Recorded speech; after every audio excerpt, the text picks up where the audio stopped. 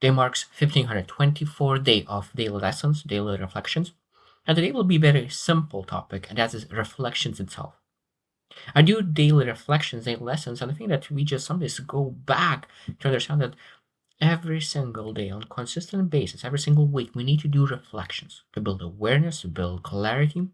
And I think that when the New Year's is coming, it just all be less than 5 days left till New Year's.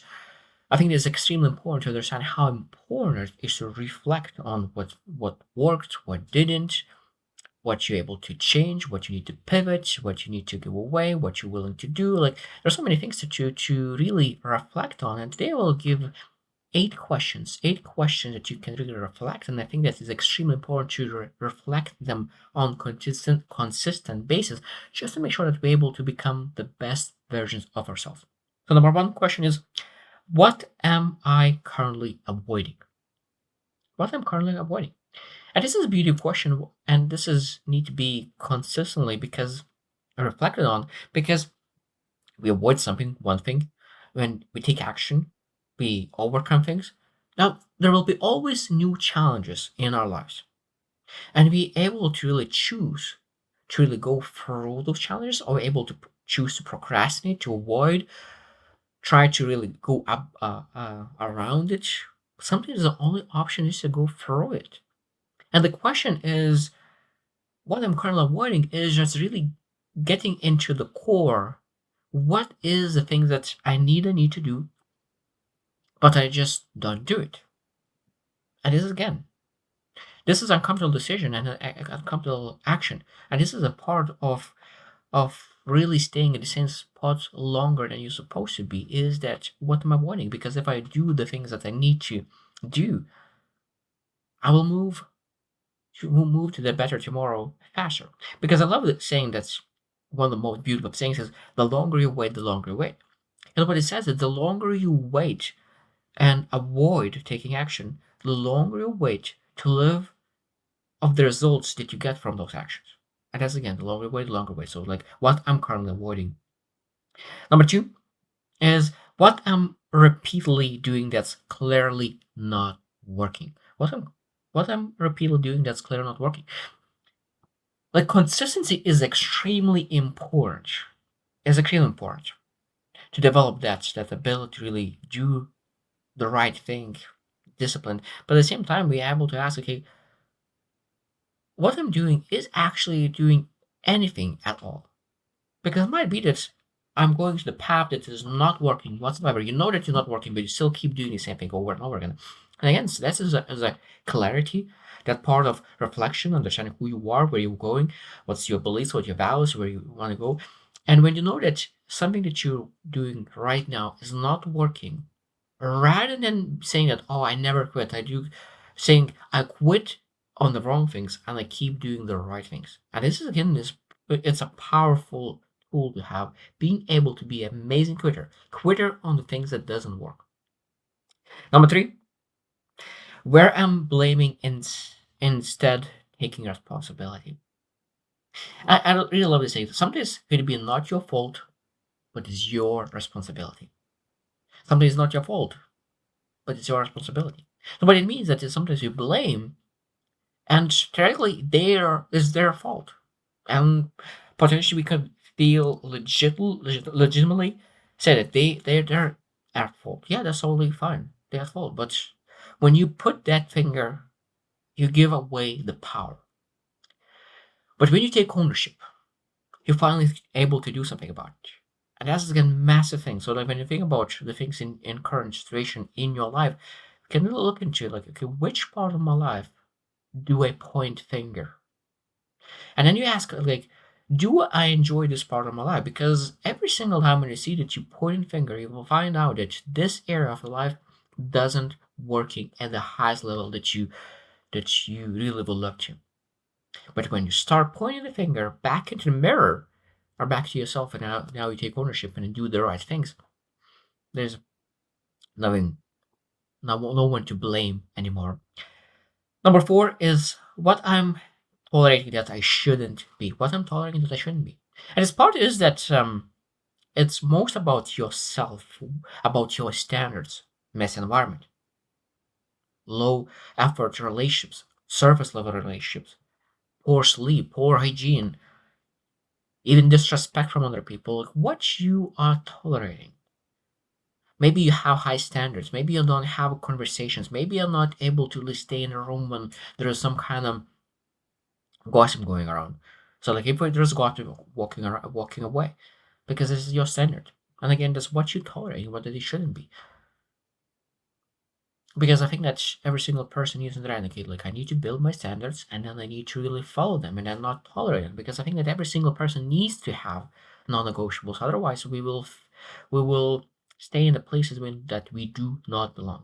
So high standards is a good thing because now we know exactly that we separate the rooms that we're not supposed to be and then we will be in the rooms only where we're supposed to be, rather than being all trying to fit in all the rooms.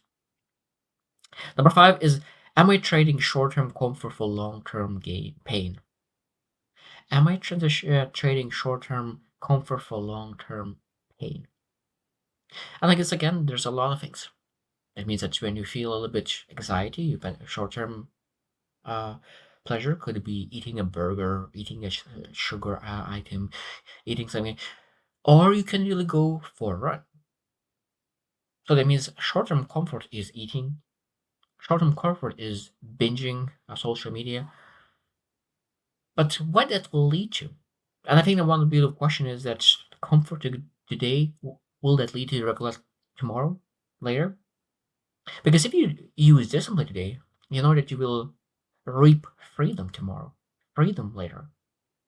So am I trading short term for long term? And I think this is a massive thing, massive thing. And I think that's a question that every single person needs to ask. Like, if I keep doing what I'm doing now for 5 years, what will happen? And as you understand that when you compound those actions, that leads to somewhere. What will Number six is, what would this look like if I did it properly? Such an interesting question. Properly. What that means properly? So it means when you take actions, how much do you actually give your energy? How much do you give? Do you give just go get by, or do you really give all your heart into it? Because I could tell you that sometimes when you try to develop the skill set, you give all yourself the best, but you didn't get the result that you're looking for because you didn't have the skill set yet. And at some point, you start to loosen up your effort. You loosen up and you're not doing properly anymore. Now you have better skill set, better abilities, but you loosen up on your effort. So sometimes we need to ask again, like, really, how would look like things if I actually start to do it properly again, with full attention, with full energy. And if I start to see like, oh wow, if I really now I do it the same way that I did at the beginning, I'll have such a better result. Number seven is, if nothing changes, where will this path lead in 5 years? If nothing changes, where this path will lead in 5 years? And I think that's a beautiful question, especially at the end of the year, a new year. If I keep doing what I'm doing now, what will happen in 5 years? Sometimes even 15 years and 25 years. One thing that I really found in when you think about strategizing your life is that something that could improve your life within 1 year could put you more away from something that you would love to achieve within 25 years. So we always need to make sure that we think about long-term perspective, long-term vision, and then asking you how this short-term path leads to that long-term vision. I think I found that it always, because sometimes we're able to go through short-term discomfort because you know that discomfort leads to long-term success. But sometimes when you think about just short-term, you're able to really achieve significant progress within 1 year, but you after that year, you realize that you even have that pretty decent results, but that those results are total different direction where you would love to go in within 25 years anyway. So basically, you didn't gain anything within a year. Number eight, what and the last one is, what's the one small action that would make tomorrow meaningfully better? What's a small action that would make tomorrow meaningfully better? And I think that's a beautiful question, is that you understand that to achieve success in life, Majority of things that are achieved in life are achieved by doing small things over a long period of time.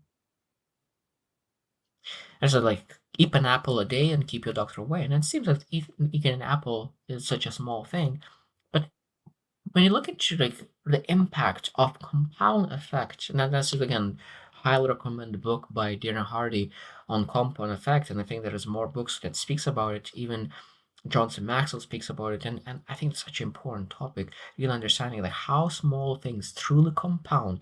And one thing that I really love what Johnson Maxwell said that today I do my best, but tomorrow I will be better. Today I do my best, but tomorrow my best will be better. And that's exactly the question we ask. What could I do today that tomorrow I could be a little better than today? My best would be better tomorrow. I think that's a beautiful question, reflection question. I think those are just ideas of what you could reflect on.